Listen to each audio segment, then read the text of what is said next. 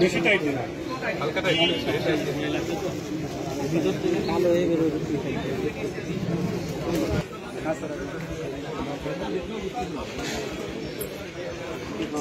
আমি তো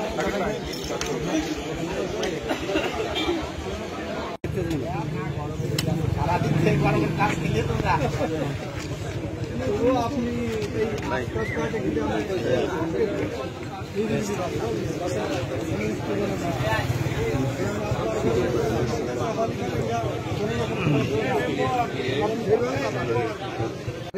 কথা বলার কারণে পুলিশ আসছিল, তাকে নিয়ে গেছে। নিয়ে যাওয়ার পরে এই যে আগুনটা দিছে, এটা বাড়ির লোকে দিচ্ছে, এলাকার লোকে এগুলো কোনো কিছু করি নেই। প্লাস এগুলোর জন্য এলাকার লোক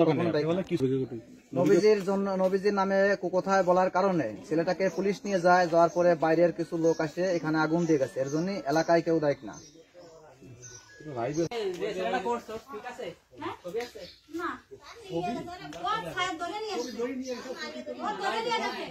যে আমাদের নবীজির বিরুদ্ধে কটূক্তি করছে, যার কারণে এই দুর্ঘটনা ঘটছে। তা যাই হোক, আমি দীর্ঘদিন চেয়ারম্যান ছিলাম এই ইউনিয়নের, আসলে কখনো এই ধরনের দুর্ঘটনা ঘটে নাই। এবং আমি উপজেলার চেয়ারম্যান ছিলাম, তখনও দুর্ঘটনা ঘটে নাই।